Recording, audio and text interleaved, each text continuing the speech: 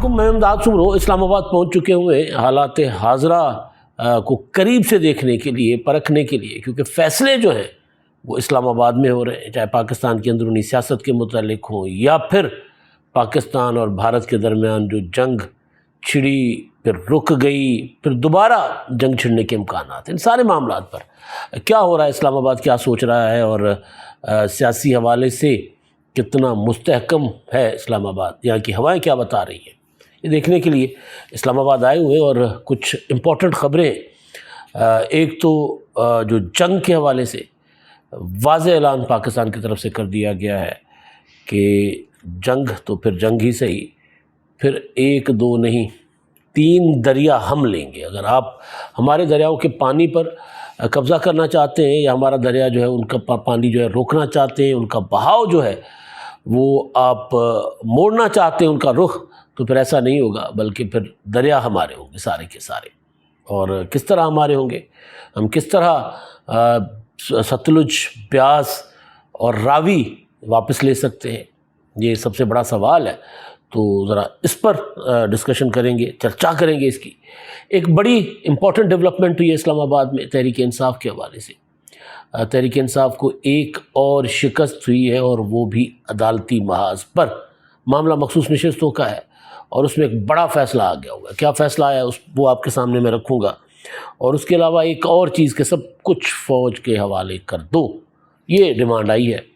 فوج کا بجٹ 3 گنا، دفاعی بجٹ پاکستان کا 3 گنا بڑھا دے، اور جناب تنخواہیں جو ہیں فورسز کی وہ ڈبل کر دیں، یہ ڈیمانڈ آئی ہے۔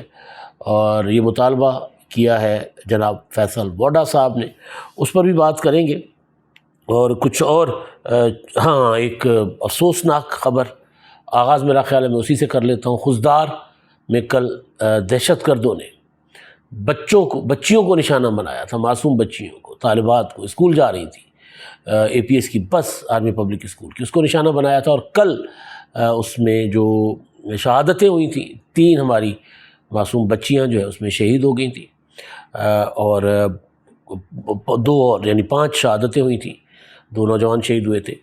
اب خبر یہ آ رہی ہے کہ ایک اور بچی جو ہے وہ بھی جہاں پر نہیں ہو سکی، سحر سلیم، وہ بھی جو ہے وہ زخموں کے تاب نہ لا کر وہ جاں بحق ہو گئی ہے، شہید ہو گئی ہیں۔ تو مجموعی طور پر 4 بچیاں شہید ہو گئی ہیں۔ اب اس کے بعد کل میں نے آپ کو بتایا تھا کہ army chief field marshal Asim Munir صاحب جو ہے وہ گئے ہوئے تھے کوئٹہ، وزیر اعظم صاحب بھی گئے تھے، لیکن جو آپریشنل جو ڈیسیشن ہے یا ان کی جو ایکشنز ہیں وہ آرمی چیف نے، کیونکہ بلوچستان میں انسرجنسی ہے، فوج وہاں پر جو ہے وہ دہشت گردوں کا مقابلہ کر رہی ہے، تو فیصلے زیادہ تر ظاہر ہے آرمی چیف نے کرنے، یا انہوں نے وزیر اعظم صاحب کو بریف کر کے پھر ان سے اجازت لی، تو وہاں پر بڑے آپریشنز کی تیاریاں جو ہے وہ ہو چکی ہوئی ہیں اور بڑے آپریشنز ہوں گے۔ ایک چیز جو تھی، ڈیولپمنٹ تھی، وہ یہ کہ جنرل عاصم منیر صاحب، بلکہ اب تو فیلڈ مارشل ہیں تو فیلڈ مارشل ہی کہا جائے گا، ان کے آج لگنے ہیں بیجز لگنے آج ان کو، اور ایوان صدر میں 7 بجے تقریب ہوگی۔ کل ہونی تھی 4 بجے، لیکن کل کیونکہ یہ جو سانحہ ہو گیا تھا، حملہ کیا تھا دہشت گردوں نے بس پر، تو اس وجہ سے پھر وہ ایمرجنسی میں اسلام آباد سے وزیر اعظم کے ہمراہ پہنچے تھے کوئٹہ۔ آج 7 بجے تقریب ہوگی، جس میں صدر آصف علی زرداری صاحب جو ہیں ان کو بیجز لگائیں گے، اور ساتھ ساتھ پھر فیلڈ مارشل کی جو اسٹک ہوتی ہے وہ ان کے حوالے کریں گے۔ تو یہ امپورٹنٹ ڈیولپمنٹ ہے۔ لیکن اب میں جو باقی چیزیں ان پر آتا ہوں، اور اس میں جو تحریک انصاف ہے وہ عجیب و غریب قسم کی صورتحال سے دو چار ہے، کسی محاذ پر بھی وہ کامیاب نہیں ہو رہا ہے۔ وجہ یہ ہے کہ حکمت عملی نہیں ہے، وجہ یہ ہے کہ وہ شاید ہر کوئی، میں نے کل آپ کو بتایا تھا نا کہ میری ایک اسلام آباد میں پی ٹی آئی کے ساتھ بڑے عرصے سے تعلق رکھنے والے، تعلق سے مراد کہ پی ٹی آئی کا وہ حصہ نہیں ہے، لیکن پی ٹی آئی کی جو حمایت وہ بڑے عرصے سے کرتے رہے، ایک بڑے لیڈر، وہ پریشان تھے۔ وہ کہتے تھے کہ یار ان کی تو کوئی حکمت عملی نہیں ہے، پتہ ہی نہیں ہے، مطلب کوئی ادھر کھینچ رہا ہے پارٹی کو، کوئی ادھر کھینچ رہا ہے، ہر کوئی اپنے اپنے طور پر۔ تو کسی محاذ پر بھی، سیاسی محاذ ہو، عدالتی محاذ ہو، تصادم کا محاذ جو پی ٹی آئی سمجھتی ہے کہ ان کو بہتر کرنا آتا ہے، وہ اس پر بھی وہ ناکام ہو رہے ہیں۔ اب تو خیر سوشل میڈیا کا محاذ جو تھا وہ جو پی ٹی آئی کا خاصہ تھا، وہاں پر بھی تحریک انصاف جو ہے وہ ٹکے ٹوکری ہو گئی ہے، کسی جوگی نہیں رہی۔ تو ایک اور بدترین شکست پی ٹی آئی کو ہی ہے۔ مخصوص نشستوں کا معاملہ تھا، آپ کو یاد ہوگا، مخصوص نشستوں کے معاملے پر سپریم کورٹ آف پاکستان نے پشاور ہائی کورٹ کا فیصلہ، اس سے پہلے جو دیا تھا فیصلہ الیکشن کمیشن نے، وہ کالعدم قرار دے کر مخصوص نشستیں سنی اتحاد کونسل کے بجائے پی ٹی آئی کو دے دی تھی ساری کی ساری۔ تو سنی اتحاد کونسل تو پٹیشن لے کر گئی تھی، پی ٹی آئی نہ حقدار نہ دعوے دار۔ 13 رکنی بینچ بنا تھا، جسٹس منصور علی شاہ صاحب، جسٹس منیب اختر صاحب اور دیگر جو جج صاحبان تھے، ان کے ساتھ یہ 8 جج صاحبان نے فیصلہ دیا تھا کہ سیٹیں جو ہے وہ تحریک انصاف کو دی جائیں، اور جو اپنا ارکان جیت کر آئے تھے جنرل انتخابات میں، ان کے لیے بھی کہا گیا تھا کہ جی ان کو بھی ایک موقع دیا جائے گا کہ وہ تحریک انصاف میں جانا چاہتے ہیں یا کسی اور پولیٹیکل پارٹی میں، جو ظاہر جس کی مثال نہیں ملتی۔ لیکن بہرحال اس فیصلے کو پھر چیلنج کیا گیا تھا سپریم کورٹ میں۔ پھر 26ویں آئینی ترمیم آ گئی، 26ویں آئینی ترمیم کے بعد آئینی بینچ بنا، لیکن اس میں ایک اور چیز تھی کہ جب وہ مخصوص نشستوں کا فیصلہ دے دیا گیا تھا تو اس کے بعد پھر اپیلوں میں گئی تھی مسلم لیگ نون، الیکشن کمیشن، پیپلز پارٹی۔ تو اس وقت جو جسٹس منصور علی شاہ صاحب اور جسٹس منیب اختر صاحب جو تھے، جو پریکٹس اینڈ پروسیجر کمیٹی جو تھی، اس میں جنہوں نے اپیلوں کی سماعت کے لیے بینچ کا اناؤنس کرنا تھا اور سماعت کے لیے لگانی تھی، تو انہوں نے کہا کہ نہیں جی ابھی تو ہم چھٹیوں پر جا رہے ہیں، ابھی ہم نہیں سنیں گے۔ تو اس کے بعد ظاہر 26ویں آئینی ترمیم آ گئی۔ تو اب 26ویں آئینی ترمیم کے بعد 13 رکنی بینچ بنا۔ 13 رکنی بینچ میں سے 2 جج صاحبان، عائشہ ملک صاحبہ اور عقیل عباسی صاحب، انہوں نے کہا کہ جی یہ اپیل مسترد پہلی سماعت پر ہی، تو فیصلہ انہوں نے کہا ہم بعد میں سنا دیں گے۔ تو 13 رکنی بینچ جو تھا اس میں پھر 11 جج صاحبان جو ہے اس کی سماعت کر رہے ہیں۔ پی ٹی آئی نے، سنی اتحاد کونسل نے اس پر اعتراض کیا تھا۔ آج وہ فیصلہ سنا دیا گیا، اور فیصلہ یہ سنایا گیا کہ یہ اعتراضات مسترد، لائیو اسٹریمنگ ہوگی، براہ راست نشر کیے جائے گی عدالت کی کارروائی، اور 11 جج صاحبان سنیں گے۔ پریکٹیکلی یہ 13 رکنی بینچ ہی ہے، کیونکہ 2 جج صاحبان نے اپنے آپ کو الگ نہیں کیا، انہوں نے اپنا فیصلہ دے دیا ہے بغیر کسی سماعت کے۔ انہوں نے کہا اپیلیں مسترد، ہم ان اپیلوں کو سننا ہی نہیں چاہتے۔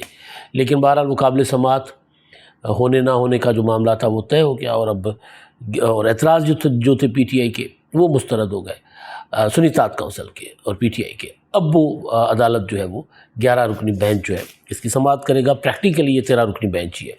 اچھا، یہ ظاہر پی ٹی آئی کو ایک بڑی شکست ہے۔ وجہ یہ ہے کہ عمران خان صاحب 1.5 ہوشیار ہوتے ہیں نا، 1.5 ہوشیار 1.5 سیاڑا آپ نے سنا ہوگا، وہ 1.5 ہوشیار ہے۔ انہوں نے پوری کی پوری پارٹی صرف اس چکر میں وکلا کے حوالے کر دی کہ جی وکیل جو ہے وہ ایک تو ان کو کوئی گرفتار نہیں کر پائے گا، دوسرا یہ کہ فیسیں نہیں دینی پڑیں گی، اتنے بڑے بڑے مقدمات ہیں۔ تو وہ چودھری اعزاز احسن صاحب کے بارے میں کہا جاتا ہے، یوسف رضا گیلانی صاحب جب ان کے خلاف این آر عمل درآمد کیس چل رہا تھا سپریم کورٹ میں، تو اعزاز احسن وکیل بنے تھے، اور اعزاز احسن صاحب کا مشہور جملہ کہ جی میں نے 1 روپیہ فیس لی ہے۔ تو پھر یوسف رضا گیلانی صاحب نااہل ہو گئے، تو پھر وہ لطیفہ آپ نے سنا ہی ہے کہ جی وہ 2 آنے کے سالن میں مکھی نکلے گی نا، ہاتھی تو نہیں نکلے گا۔ پھر تو وہی ہوا تھا، پھر اعزاز احسن صاحب کو چھیڑا جاتا تھا کہ جی آپ نے، یا گیلانی صاحب کو کہ یار کوئی پیسے دے کر وکیل کر لیتے۔ تو وہ تو خیر ایک الگ معاملہ تھا، کیونکہ افتخار چودھری طے کر کے بیٹھے ہوئے تھے کہ گیلانی صاحب کو انہوں نے ہر صورت نااہل کرنا ہے۔ تو یہاں معاملہ ذرا ڈیفرنٹ ہے۔ یہاں یہ ہے کہ پی ٹی آئی کے لوگ جو ہے، وکلا جو ہے، وہ تیاری کر کے نہیں آتے، ان کی کوشش یہ ہوتی ہے کہ وہ پولیٹیکل اسپیس جو ہے وہ کیپچر رکھیں، وہ ٹی وی پر بیٹھیں، پریس کانفرنس کریں، ایک سے بڑھ کر ایک آ کر گفتگو کریں۔ تو اس سارے چکر میں پی ٹی آئی ٹکے ٹوکری، عمران خان ٹکے ٹوکری، عمران خان کی سیاست ٹکے ٹوکری۔ اب یہ معاملہ یہ ہے کہ وہ عدالت میں جو لے گئے تھے پٹیشن، درخواست لے گئے تھے کہ یہ جج صاحبان نہیں سن سکتے، وہ پٹیشن بھی گئی۔ اب 22 سیٹوں کا معاملہ ہے قومی اسمبلی کی، اور وہ مجھے لگ رہا ہے کہ جو پی ٹی آئی یا سنی اتحاد کونسل کی درخواستیں مسترد ہو جائیں گی۔ الیکشن کمیشن کا فیصلہ، پشاور ہائی کورٹ کا فیصلہ مجھے بحال ہوتا ہوا نظر آ رہا ہے، اور سپریم کورٹ کا فیصلہ لگ رہا ہے کہ کالعدم ہو جائے گا۔ تو بہرحال آگے چل کے دیکھتے ہیں کتنا بڑا شوق پی ٹی آئی کو ملتا ہے۔ پاکستان اپنے دریاؤں کو واپس لے گا، اس پر ہم آتے ہیں، لیکن اس سے پہلے جو آج سینٹ میں ڈسکشن ہوئی ہے ساری صورتحال پر. اسحاق ڈار صاحب گئے ہوئے تھے چائنا، وہ واپس آئے، انہوں نے بھی سینٹ میں خطاب کیا، اور اس کے علاوہ جو اپنے فیصل ووڈا صاحب نے خطاب کیا، باقی پیپلز پارٹی نون لیگ کے جو سینیٹرز ہیں، عرفان صدیقی صاحب اور دیگر نے بھی خطاب کیا. ڈار صاحب نے جو کہا ہے، انہوں نے کہا کہ جی یہ جو خزدار حملہ ہے، بس حملہ، اس میں بھارت کو جو شکست ہوئی ہے، اس شکست کے بعد اس کو اب سبق سیکھ لینا چاہیے. اب وہ اس طرح کی حرکتیں نہ کرے، اب وہ اس طرح کی دہشت گردی نہ کرے. مطلب یہ تھا کہ ابھی تک اگر سکون نہیں آیا، ابھی تک اگر سبق نہیں سیکھا، تو ہم دوبارہ سبق سکھائیں گے آپ کو. ہم دوبارہ پھر آپ کو پہلے سے بڑا جو ہے نا وہ آپ کو کیا کہتے ہیں مزہ چکھائیں گے، جو پہلے چکھایا تھا نا 9 اور 10 مئی کی رات، یا 6 اور 7 مئی کو جب طیارے گرا کے، آپ کے لڑاکا طیارے گرا کے. مئی سے یاد آیا کہ میں نے جو پچھلا ویلاگ کیا تھا نا کہ پاکستان پر بھارت جو ہے وہ کہا جا رہا ہے کہ 1 جون تک اٹیک کر سکتا ہے، یا کوئی شرارت، کوئی حرکت، کوئی ایسی کر سکتا ہے جس سے دوبارہ جنگی صورتحال پیدا ہو جائے. تو وہ میں 1 مئی بول گیا تھا، تو 1 جون وہ مجھے کسی نے کمنٹ کیا تھا ویلاگ پہ نیچے کہ جی وہ 1 مئی نہیں 1 جون. تو بالکل ٹھیک، بعض اوقات تاریخیں آگے پیچھے ہو جاتی ہیں روانی میں بولتے ہوئے. تو 1 جون تک جو وہ ہے کہ خطرہ ہے کہ دوبارہ کوئی نہ کوئی بھارت شرارت کر سکتا ہے. انٹیلیجنس رپورٹ سے ظاہر ہے. تو وہ جو مزہ چکھایا تھا، ڈار صاحب کہہ رہے ہیں کہ جی پہلے جو مزہ چکھایا تھا پر اس سے زیادہ بڑا مزہ آپ کو چکھائیں گے اگر آپ کو سکون نہیں آتا آپ کی جان کو. تو اچھا، اب وہ فیصل ووڈا صاحب جو ہیں وہ انہوں نے ایک تجویز دی ہے. انہوں نے کہا ہے کہ جناب جس طرح پاکستان کی افواج نے دفاع کیا ہے وطن کا، تو انہوں نے کہا کہ جی جو دفاعی بجٹ ہے وہ ہمیں 3 گنا بڑھا دینا چاہیے، اور افواج پاکستان یعنی army, air force, naval forces, ان کی تنخواہیں جو ہیں وہ ڈبل کر دی جانی چاہیے. یہ فیصل ووڈا صاحب کی تجویز ہے. یعنی سب کچھ ظاہر ہم، اور انہوں نے کہا کہ ترقیاتی کام روک لیں، ترقیاتی فنڈ کاٹ کے ہمیں دفاعی بجٹ پر اخراج خرچ کرنا چاہیے. ظاہر ہے دفاع سے بڑی کوئی چیز نہیں ہوتی، لیکن بہرحال وہ جو ہے نا ہمیں اس سے بھی ذرا آگے جانا ہے. اس ملک نے ترقی کرنی ہے، صرف دفاع ضروری ہے. ہماری افواج نے ثابت کیا ہے کہ جو ان کو مل رہا تھا انہوں نے وہ جو ہے وہ کیا کہتے ہیں پے بیک کیا ہے دفاع کی صورت میں، انڈیا کو ٹوٹے چبانے کی صورت میں. لیکن بہرحال ہمیں غربت بھی ختم کرنی ہے، ہمیں تعلیم پر اخراجات کرنے ہیں، ہمیں صنعتوں پر خرچ کرنا ہے، ہمارے اور بہت سے شعبے بھی ہیں. تو دفاع کے ساتھ ساتھ باقی چیزیں بھی چلتی رہنی چاہیے. یہ کہ یہ دفاعی بجٹ بڑھانا چاہیے، ضرورت کے مطابق جو ہوگا وہ فیصلہ ظاہر ہے وہ ذمہ دار لوگ کریں گے. لیکن ترقیاتی فنڈز کاٹ کے یہ ذرا تھوڑا سا ووڈا صاحب جو ہے نا وہ، بہرحال ووڈا صاحب کی مرضی ہے. ووڈا صاحب کی اور وہ لڑائی چل رہی بڑی زبردست قسم کی ازما زاہد بخاری صاحبہ کی. ازما زاہد بخاری نے فیصل ووڈا کو کہا تھا کہ جی یہ سستا شاہ رخ خان، جب انہوں نے کہا تھا نا کہ نون لیگ والے چپ ہیں، خاموش ہیں، کوئی مریم نواز پر تنقید کی تھی یا نواز شریف پر تنقید کی تھی، تو ان کو سستا شاہ رخ خان کہا تھا ازما زاہد بخاری صاحبہ نے. ظاہر ازما زاہد بخاری صاحبہ جو ہیں ان کے پاس اب کلچر کا ڈپارٹمنٹ بھی ہے. آپ نے دیکھا ہوگا کہ وہ گئی تھیں، وہ جو اپنا تھیٹر ہوتے ہیں وہاں جو ان کی جو کمرے ہوتے ہیں، میک اپ روم وغیرہ، تیاری والے ڈریسنگ روم وغیرہ، وہاں پر گئی تھیں. وہاں پر انہوں نے کپڑے شپڑے بھی چیک کیے تھے جو اسٹیج ڈانسرز ہیں ان کے. تو ان کا شعبہ بھی ہے. تو یہ جگت جو ہے نا اسٹیج والی جگت جو ہوتی ہے وہ انہوں نے لگائی تھی کہ سستا شاہ رخ خان. تو جواب میں پھر فیصل ووڈا نے کہا کہ جی چائنا کی ماسی، کچھ اس طرح کی باتیں. تو بہرحال فیصل ووڈا صاحب کی اور ان کی لڑائی جو ہے وہ اچھی خاصی چل رہی ہے. تو بہرحال اچھا جی، اب جو اگلی چیز ہے نا وہ بڑی امپورٹنٹ ہے. وہ یہ ہے کہ DGISPR مسلسل 1 2 3 انٹرنیشنل میڈیا کے جو اپنا چینلز، ویب سائٹس ان کو انٹرویو دے رہے ہیں. ایک اور ان کا انٹرویو سامنے آیا ہے جس میں انہوں نے کہا کہ ہم امن چاہتے ہیں، ہم جنگ نہیں چاہتے. ہم نے پہلے بھی بھارت کو کہا تھا کہ ہم جنگ نہیں چاہتے، لیکن بہرحال اگر بھارت نے جنگ مسلط کی تو پھر ہم نے دکھا دیا، دنیا نے دیکھ لیا کہ پاکستان کا جواب کیا ہوتا ہے، اور اگر دوبارہ کرے گا تو دوبارہ ہم پھر وہی جواب دیں گے. لیکن سنتاس معاہدے پر ان کی بڑی امپورٹنٹ انہوں نے بات کی ہے، اور بات ہے بھی یہی. ایک معاہدہ ہے پاکستان اور بھارت کے درمیان. جو DGISPR نے بات کی ہے وہ یہ ہے کہ اگر آپ سنتاس معاہدہ نہیں بحال کرتے تو پھر ہم 6 کے 6 دریا ہمارے ہو جائیں گے. یہ بات ٹھیک پہلے والی پوزیشن 1960 سے پہلے والی پوزیشن بحال ہو جائے گی نا۔ 1960 سے پہلے یہ سارے دریا ادھر بہتے تھے نا، انڈیا نے ظاہر چند باندھ کے پانی روک کے ذرا وہ بدماشی تو دکھائی تھی، لیکن اگر معاہدہ ختم ہو جاتا ہے، ڈیل ختم ہو جاتی ہے جس کے تحت پاکستان کو ملے تھے سندھو، چناب اور چہلم، اور بھارت کو دیے گئے تھے راوی، ستلج اور بیاس، تو پھر اگر سنتاز معاہدہ آپ ختم کرتے ہیں تو پھر ہم باقی 3 دریا بھی لیں گے۔ انہوں نے کہا کہ پھر کشمیر سے بہ کر آنے والے سارے دریا پھر ہمارے ہوں گے، کشمیر آزاد ہو جائے گا، کشمیر کو ہم آزاد کروا لیں گے اور پھر سارے دریا ہمارے پاس آ جائیں گے۔ تو بات ٹھیک، معاہدہ نہیں ہے تو پھر سارے دریا ہمارے۔ اب سوال یہ ہے کہ کیسے ممکن ہے، کس طرح جو ستلج پر بنے ہوئے جو بڑے بڑے ڈیمز ہیں، راوی پر بنے ہوئے ڈیمز ہیں، بیراجز ہیں، ان کا کیا ہوگا؟ تو وہ جو کہا جاتا تھا نا کہ لڑائی جو ہے، جنگیں جو ہیں وہ پانی پر ہوں گی، اور یہ جنگ واقعتاً پانی پر ہے۔ یہ مودی نے اور انڈیا نے تو باقی تو بہانہ کیا تھا نا، ان کو مجھے انڈس واٹر کمشنر ہیں سابق شراز جمیل میمن صاحب، انہوں نے بتایا تھا کہ وہ مودی انڈس واٹر کمیشن جو ہے انڈیا کا، یا وہاں کا جو ان کا جو متعلقہ ڈپارٹمنٹ ہے، ان کو وہ کہتا ہے کہ جو 10% یا 5% پانی جو ماحولیات کے لیے پاکستان کو ملنا ہوتا ہے، وہ کہتا ہے وہ بھی روک دیں، وہ کیوں دے رہے ہیں؟ تو ستلج پہ جو پانی تھوڑا بہت آتا تھا وہ رکوا دیا، راوی میں بھی ان کے پاس اتنا انفراسٹرکچر نہیں ہے تو شاید تھوڑا بہت پانی آتا ہے، تو مودی کہتا ہے ڈائیورٹ کرے سارا کچھ۔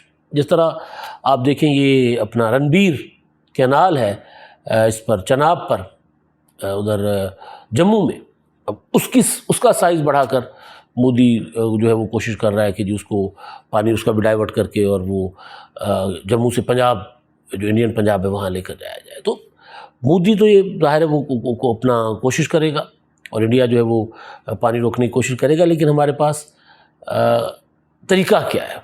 لڑائی جنگ ساری ظاہر اسی پر ہو رہی ہے نا، اور وہ جو پہلگام کو بہانہ بنا کر مودی نے سنتاز معاہدہ معطل کرنے کا جو فیصلہ کیا تھا، تب نظر آ گیا تھا کہ ان کی نظر جو ہے وہ پانیوں پر ہے ہمارے۔ تو طریقہ کیا ہے؟ ایک طریقہ یہ ہے کہ ہم انٹرنیشنلی ان کو مجبور کریں سفارتی طریقے سے، اور دوسرا طریقہ ظاہر ہے سیدھا ہے، بم مارو۔ جو کہا تھا خواجہ آصف صاحب نے کہ اگر یہ ہمارا پانی روکیں گے تو پھر ہم ان کے بیراجز اور ان کے ڈیمز بموں سے اڑا دیں گے۔ تو یہی طریقہ ہو سکتا ہے، یعنی ایک اور جنگ، اور ایک اور جنگ کا یہ خطہ متعمل ہو سکتا ہے۔ یہ بھارتی جو جنتا ہے وہ اپنے پردھان منتری سے، اپنی جو وہاں کی جو انتہا پسند لوگ ہیں ان سے سوال ضرور کرے کہ جتنی غربت ہے، آدھی سے زیادہ آبادی سڑکوں پر سوتی ہے وہاں پر، اور ان کو جنگی جنون سوار ہے ان کے ذہنوں پر، ان کے دماغوں پر، تو بھارتی جنتا پوچھے اپنی وہاں کی نیتاؤں سے اپنے، اور خاص طور پر یہ جو پاگل ہے مودی، ان سے پوچھے کہ جی کیا آپ جنگ لڑ سکتے ہو، پانی روک سکتے ہو پاکستان کا، اور بموں کا مقابلہ کر سکتے ہو؟ یہ ان سے سوال ضرور پوچھے۔ اب تک کے لیے اتنا ہی، اللہ حافظ۔